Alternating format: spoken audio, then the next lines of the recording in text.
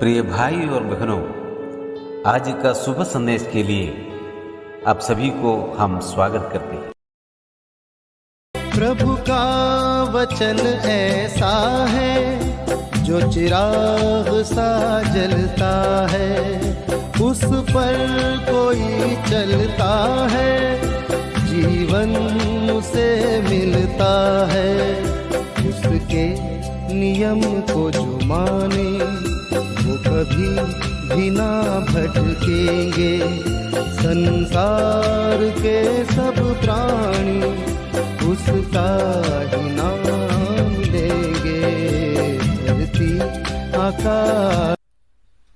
आज का संदेश प्रभु के दास जोशी अब्राहम आसाम से बांटा जाएगा। प्रार्थना के साथ सुनिए। परमेश्वर का नाम की महिमा हो। शुभ संदेश के प्रत्येक श्रोताओं को जल्दी आने वाला प्रभु यीशु मसीह के नाम में हमारा प्यार भरा नमस्कार। आज का मनन के लिए पत्रस का पहला पत्री 1 अध्याय 17 से 21 तक हम लोग पढ़ेंगे। और जबकि तुम हे पिता कहकर उससे प्रार्थना करते हो, जो बिना पक्षपात हरेक के काम के अनुसार न्याय करता है, तो अपने परदेशी होने का समय भय से बिताओ, क्योंकि तुम जानते हो कि तुम्हारा निगम्मा चाल चलन जो बाप दादाओं से चला आता है, उससे तुम्हारा छुटकारा चांदी सोना अर्थात नाशवान वस्तुओं के द्वारा नहीं हुआ, पर निर्दोष और निष्कलंक मेमने अर्थात मसीह के बहुमूल्य लहू के द्वारा हुआ। उसका ज्ञान तो जगत की उत्पत्ति के पहले ही से जाना गया था, पर हम इस अंतिम युग में तुम्हारे लिए प्रकट हुआ। उसके द्वारा तुम उस परमेश्वर पर विश्वास करते हो जिसने उसे मरे हुए में से जिलाया और महिमा दी कि तुम्हारा विश्वास और आशा परमेश्वर पर हो। हम लोग पहले देख रहे थे 1 अध्याय 13 से 25 पद तक उद्धार के बाद में हमारा नया जीवन शैली किस प्रकार होना है, वो विषय हम लोग देख सकता है। और पिछले सप्ताह में हम लोग देखा 1 अध्याय 13 से 16 तक वहाँ का विषय है हमारा नया जीवन एक पवित्रता का एक जीवन होना चाहिए। और आज हम लोग ये इधर से हम लोग देख सकता है 17 से 21 पद तक वहाँ का विषय है हमारा नया जीवन एक आदर का एक जीवन होना चाहिए, अर्थात एक भय भक्ति का एक जीवन होना बहुत जरूरी है। 17 पद में हम लोग पढ़ा, हम परमेश्वर को हे पिता कहकर उससे प्रार्थना करते हैं। यूहन्ना 1 के बारे में हम लोग देख सकते हैं, जितनों ने उसे ग्रहण किया उसे परमेश्वर की संतान होने का अधिकार दिया है। परमेश्वर हमारा पिता है और उस पिता को हम लोग पिता कहकर हम उससे प्रार्थना करता है। जब प्रभु यीशु मसीह अपना चेलों को प्रार्थना करने के लिए सिखाया, तब हम देख सकते हैं मत्ती 6:9 में, तुम इस रीति से प्रार्थना किया करो, हे हमारा पिता तू जो स्वर्ग में है।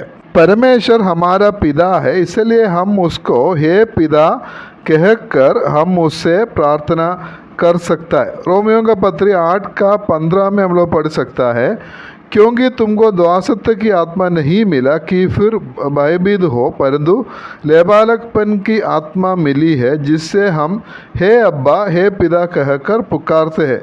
गलातियों का पत्री 4:6 पद में भी हम लोग वो देख सकते हैं, परमेश्वर को सिर्फ पिता बोलकर नहीं है, हे अब्बा हे पिता बोलकर हम लोग उससे प्रार्थना करने का अधिकार हमें मिला है। इसलिए परमेश्वर हमारा पिता है, पिता कहकर उससे हम लोग प्रार्थना करता है। और हमारा पिता परमेश्वर के बारे में वो 17 पद में फिर हम लोग उधर ऐसा पढ़ता है, हम जिसको पिता कहकर उसे प्रार्थना करते हो परमेश्वर बिना पक्षपात हरेक के काम के अनुसार न्याय करने वाला न्यायाधीश भी है।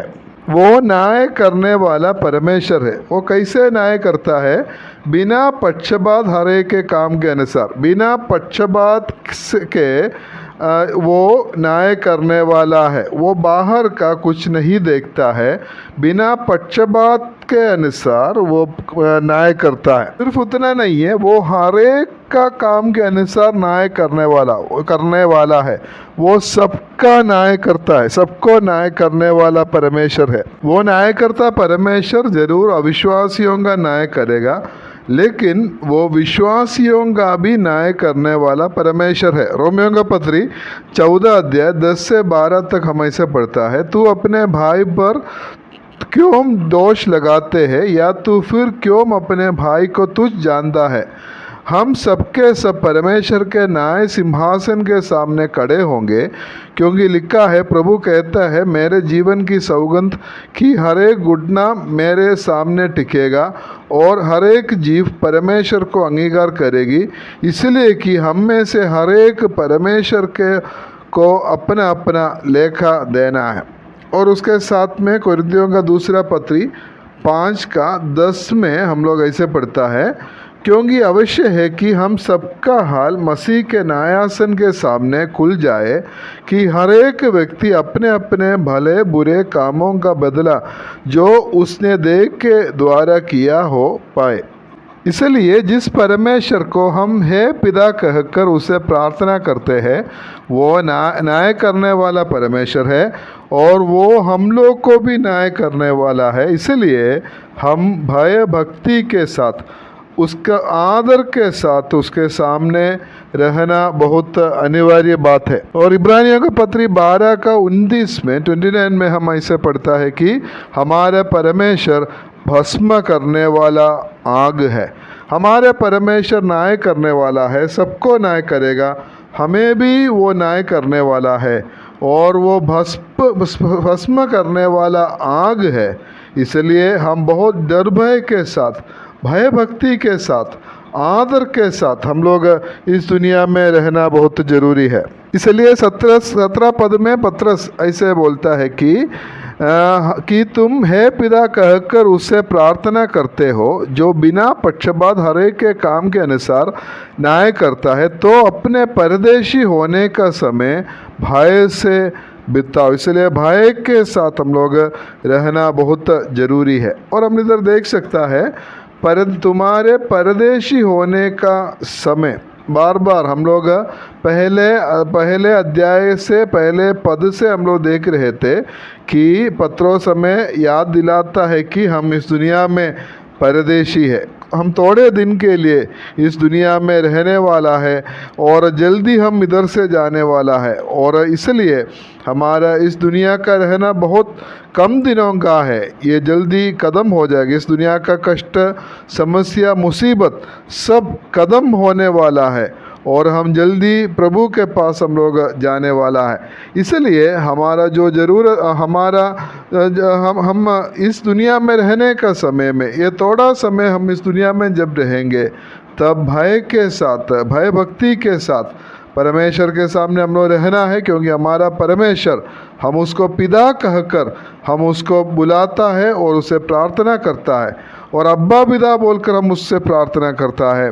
और वो पिता बिना पक्षपात के हर एक का काम के अनुसार न्याय करने वाला है। इसलिए हम कितना गंभीरता के साथ, हम कितना भय भक्ति के साथ, आदर के साथ हम लोग रहना बहुत ज़रूरी है। इसलिए हमारा उद्धार में आने के बाद में हमारा जीवन शैली किस प्रकार होना चाहिए, वो एक आदर का जीवन होना चाहिए। उसके लिए परमेश्वर हम सबको सहायता करे। परमेश्वर आप सभी को आशीष दे।